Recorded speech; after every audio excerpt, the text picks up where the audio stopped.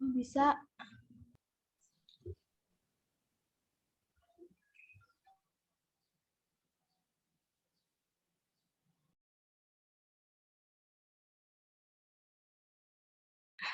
Siapa moderatornya apa? Halo. Udah aku aja lah ya.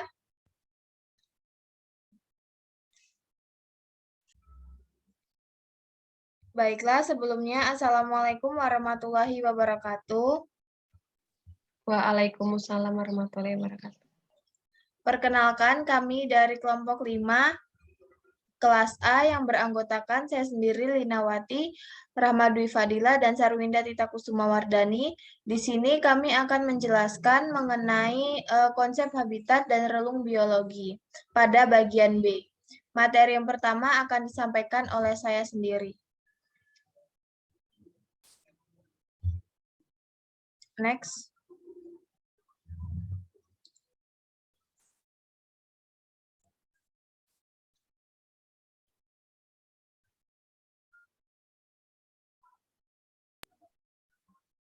Jalan nggak? Enggak.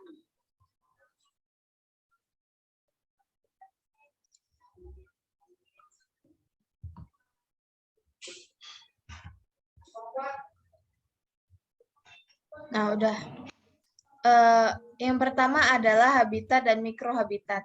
Habitat. Menurut Clemens dan Selford tahun 1939, habitat adalah lingkungan fisik yang ada di sekitar suatu spesies atau populasi spesies atau sekelompok spesies atau komunitas.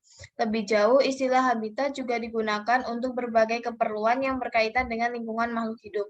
Antara lain, yang pertama ada seleksi habitat, yaitu mengenai perilaku individu organisme untuk memilih suatu habitat yang ditempati. Selanjutnya, ketersediaan habitat. Aksesibilitas dari area potensial suatu organisme untuk menemukan lokasi yang sesuai bagi kelangsungan hidup dan reproduksi.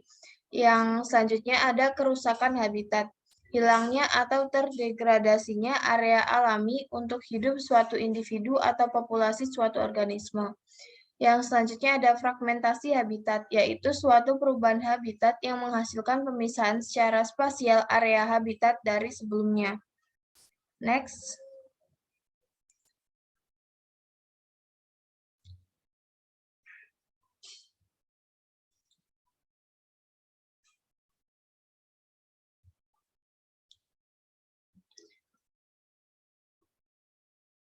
Dikutip dari konsep dasar IPA, habitat hewan dan lingkungan yang disusun oleh Irma Sofyanti dan kawan-kawan, macam-macam habitat makhluk hidup ialah sebagai berikut. Yang pertama ada habitat daratan, bagian dari permukaan bumi yang berupa hamparan tanah yang luas.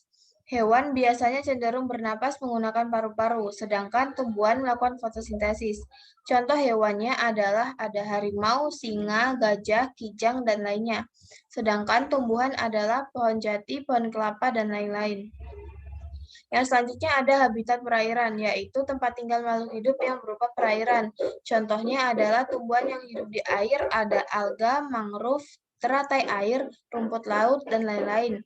Sedangkan contoh hewannya itu ada ikan, udang, kepiting, cumi-cumi, kuda laut, dan sebagainya.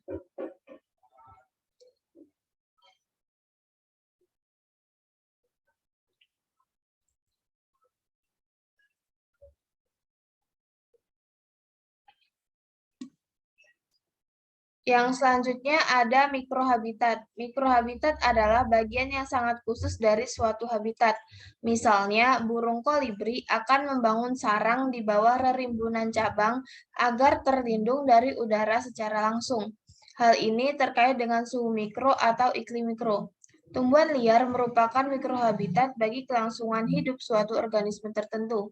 Dalam ekosistem pertanian, mikrohabitat buatan yang baik adalah jika dibuat pada tepian atau di dalam lahan pertanian, menurut Klingauf tahun 1988. Nah, gambar di samping adalah contoh dari pentingnya mikrohabitat.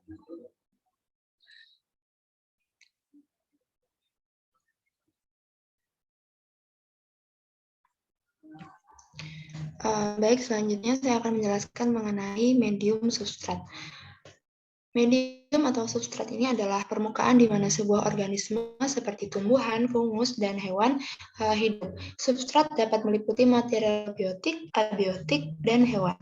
Secara visual, perairan memiliki karakteristik substrat yang terdiri dari substrat berpasir, berlumpur, berbatu, dan patahan karang mati. Nah, gambar yang A ini merupakan ikan gelodok yang hidup di substrat lumpur.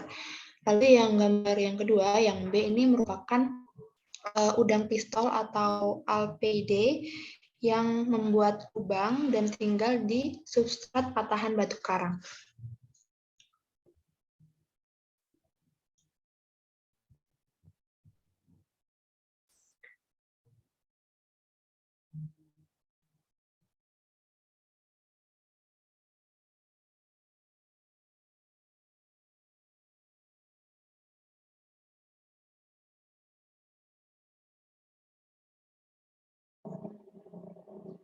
Baik, selanjutnya ada relung ekologi asas eksklusi.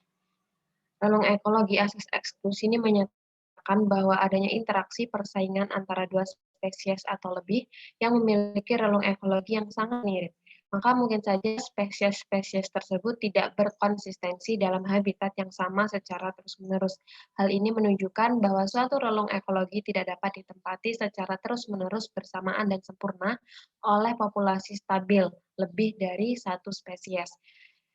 Relung asas eksklusi relung ekologi ini dikenal sebagai asas eksklusi persaingan atau aturan Gauss. Eksklusi persaingan sendiri yaitu satu spesies akan memanfaatkan sumber daya dengan lebih efektif sehingga spesies lain akan punah.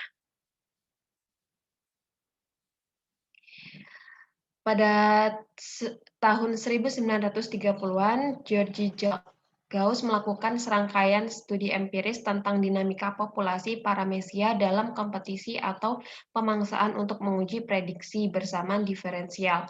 Pada bukunya tahun 1934, Gauss menyatakan bahwa dua spesies yang menempati relung yang sama dalam lingkungan yang homogen tidak bisa hidup berdampingan saat mereka bersaing untuk mendapatkan sumber daya yang sama. Artinya satu spesies satu relung. Contohnya itu pada gambar Paramecium caudatum dan Paramecium aurelia. Yang penelitian ini dilakukan untuk mengamati efek eksklusi persaingan pada dua spesies Paramecia. Kedua spesies menempati relung ekologi yang hampir sama, tetapi mereka tidak hidup bersama di alam. Kepadatan populasi relatif organisme Paramecium caudatum turun drastis ketika keduanya dipaksakan untuk memperebutkan sumber daya yang sama. Next.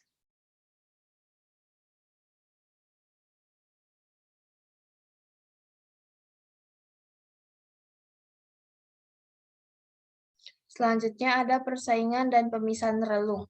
Relung ekologi merupakan istilah dalam ekologi untuk mendeskripsikan peranan suatu organisme dalam suatu ekosistem. Menurut Odum tahun 1939, relung ekologi adalah persaingan penggunaan habitat termasuk ruang fisik dan peran fungsional pada komunitas, serta posisi di dalam gradien suhu, kelembapan, pH, tanah, dan keadaan lainnya. Aspek relung ekologi yang menyangkut dimensi sumber daya atau hal mendasar untuk pertumbuhan dan perkembangbiakan dari suatu spesies harus berbeda atau terpisah dengan spesies lainnya agar dapat berkoeksistensi dalam habitat yang sama hingga waktu yang lama.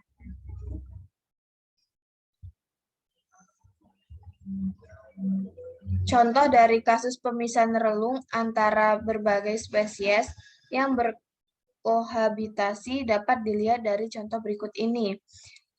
Misalnya, serumpun padi dapat menjadi sumber daya berbagai jenis spesies hewan. Orong-orong memakan akarnya, walang sangit memakan buahnya, ulat tentara kelabu yang memakan daunnya, ulat penggerak batang yang menyerang batangnya, hama ganjur menyerang pucuknya, hama warang coklat, dan warang hijau yang menghisap cairan batangnya. Tiap jenis hama tersebut masing-masing telah beradaptasi khusus untuk memanfaatkan tanaman padi sebagai sumber daya makanan pada bagian-bagian yang berbeda.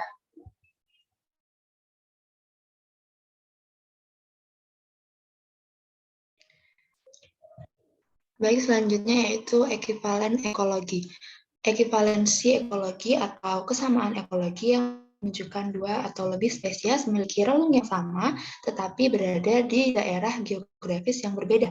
Secara umum, ekivalen ekologi dapat dikenal dari kemiripan-kemiripan yang diperhatikan organisme dalam proses adaptasi morfologi dan perilakunya dalam memanfaatkan sumber daya.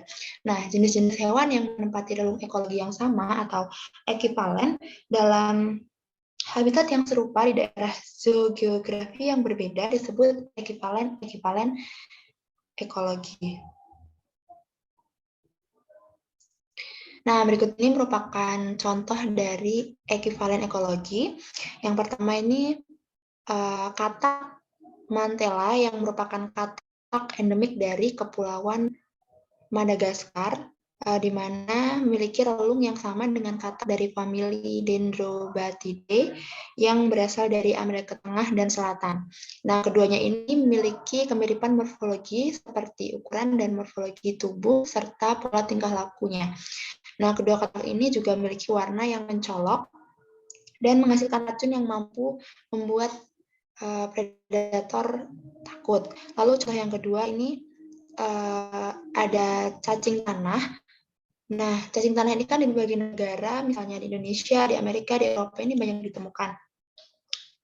Mereka ini mempunyai morfologi bentuk yang sama, namun sebenarnya mereka berbeda spesies. Cacing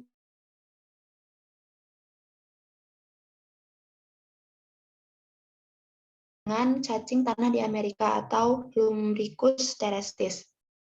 Kedua jenis cacing tersebut menempati tempat yang lembab dengan relung ekologi yang serupa.